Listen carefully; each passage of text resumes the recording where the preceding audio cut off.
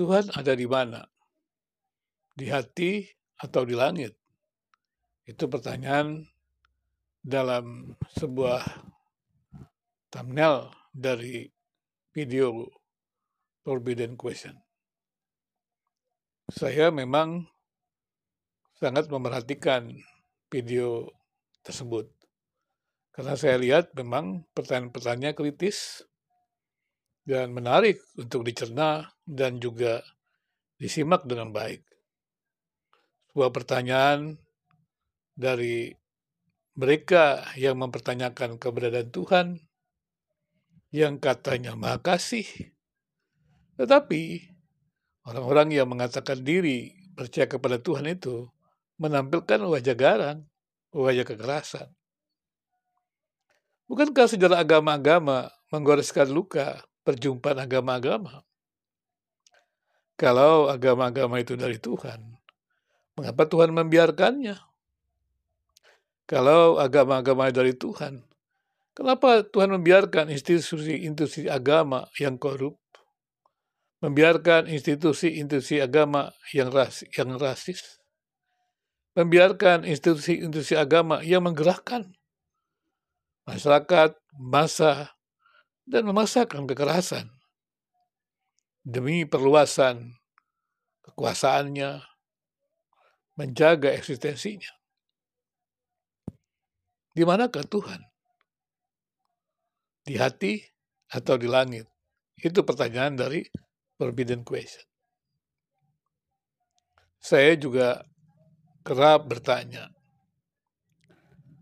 Tuhan adalah pencipta langit dan bumi. Dia transenden, tak dapat dijangkau oleh akal budi. Tak ada seorang yang bisa melihat Tuhan. Para nabi mengatakan mereka mendengar firman Tuhan. Mereka mendapatkan wahyu Tuhan. Tapi tak ada seorang pun yang melukiskan Tuhan. Karena memang Tuhan transenden. Tapi agama-agama itu menjelaskan tentang Tuhan. Tuhan yang transenden. Dan agama-agama itu menjelaskan tentang hal-hal yang benar tentang Tuhan. Contohnya, kita banyak melihat nilai-nilai inklusif dari agama-agama itu. Tapi juga tidak sedikit nilai-nilai eksklusif yang kemudian membawa agama-agama itu memaksakan dirinya atau memaksakan komunitas mereka lebih daripada yang lain. Kemudian pertanyaannya adalah, kalau Tuhan yang menjadi sumber agama-agama itu, mengapa Tuhan diam saja? Bukankah tidak ada satu agama pun yang tidak beragam? Dan kalau tidak ada satu agama pun yang tidak beragam, di manakah Tuhan? Apakah Tuhan tak mampu menjelaskan dirinya kepada manusia? Tapi bagaimana manusia bisa mengetahui penjelasan Tuhan yang transenden itu? Atau bagaimana manusia bisa mengenal Tuhan sebagaimana Tuhan mengenal dirinya? Tuhan yang tak terbatas, bagaimana bisa dikenal oleh yang terbatas? Dalam Kristen memang dikatakan bahwa Allah, Bapa yang kekal, yang transenden itu menjelaskan dirinya melalui firman. Firman yang keluar dari Allah. Dia berada dalam kekekalan. Dia tak terpisah dari Bapa itu. Dan kemudian mengambil tubuh manusia menjadi manusia. Ya, kealahan dan kemanusiaan dalam inkarnasi Kristus itu tidak terpisahkan. Tapi bukan berarti ya tidak bisa dibedakan. Tidak terpisahkan bukan berarti bercampur. Ya, kesatuan itu. Meskipun sekarang ini ada kabar bahwa oneness itu menggantikan Tritunggal.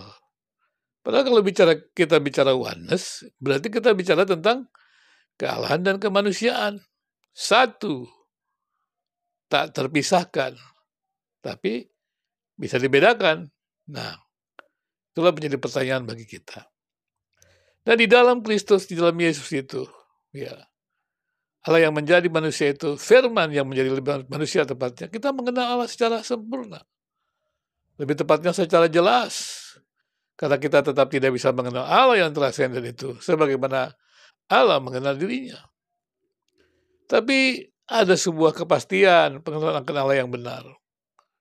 Tapi tidak ada yang sempurna. Namun mengapa tokoh-tokoh agama, orang-orang beragama, umat beragama itu mengklaim bahwa pengetahuannya tentang Tuhan itu sempurna? Memang rumusan-rumusan dogma bisa dikatakan ya benar, tapi tidak sempurna. Karena itu ada pengembangan dogma. Namun dalam rumusan-rumusan dogma itu ada keragaman. Kenapa keragaman? Keragamannya adalah karena Allah tidak menjelaskannya. Jadi kalau doktrin Kristen, doktrin Alkitab, mengapa ada dogma yang begitu jelas, yang prinsip, bahkan dikatakan tidak bersalah, tapi tetap mesti berada di bawah Alkitab? Karena itu dijelaskan secara jelas di dalam Alkitab. Jadi bukan kita yang menjelaskan. Dijelaskan secara jelas dalam Alkitab. Dan demikian juga kita mengenal Allah yang transenden itu. Jadi sekarang Allah di mana? Allah itulah yang menciptakan dunia. Dan dunia tidak terlepas dari Dia. Dia yang tidak kelihatan itu lebih besar dari yang kelihatan. Tapi kenapa Dia tidak campur tangan dalam persoalan-persoalan yang dihadapi oleh manusia? Kenapa ada kejahatan?